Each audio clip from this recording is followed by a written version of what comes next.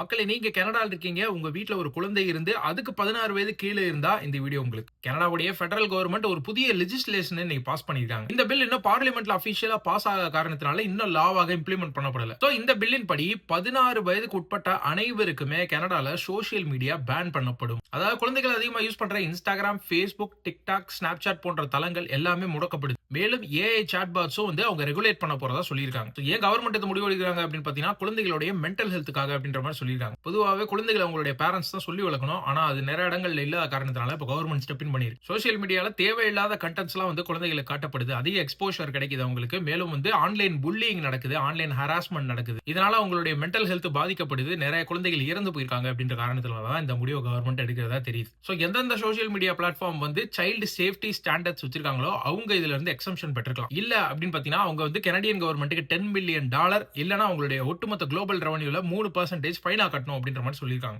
இந்த மாதிரி social media pan already ஆஸ்திரேலியால கடந்த வருடம் டிசம்பர் மாசம் கொண்டு வந்தாங்க. போன வாரம் தான் மலேசியா கொண்டு வந்தாங்க. யூரோப்பியன் கண்ட்ரீஸும் இந்த லாவை கொண்டு வர பார்க்கும்போது தான் கனடாவும் இந்த லாவை இன்ட்ரோடியூஸ் பண்ணிருக்கு. ஆனா கவர்ன்மெண்ட் பொறுத்த வரைக்கும் இது எப்படி என்ஃபோர்ஸ் பண்ணுவாங்க அப்படின்றது இன்னும் சொல்லல. மேபி சோசியல் மீடியா பிளாட்ஃபார்ம்ல உள்ள ஏஜ் வெரிஃபிகேஷன் மூலமா பண்ணுவாங்கன்னு நினைக்கிறேன். என்ன பொறுத்த வரைக்கும் இந்த சோசியல் மீடியா பேன் குழந்தைகளுக்கு ஒரு நல்லதா இருக்கும்னு நினைக்கிறேன். ஏன்னா இந்த மாதிரி வயசுல அவங்க சோசியல் மீடியால அதிக நேரம் ஸ்பெண்ட் பண்றது ரொம்ப மோசமா தான் முடியுமே உங்களுக்கு. இந்த மாதிரி ஒரு சிமிலர் பேனர் நம்ம நாட்டிலேயே கொண்டு வந்தாங்கன்னு வச்சுக்கோங்களேன், நாடு எங்கேயோ போயிடும்.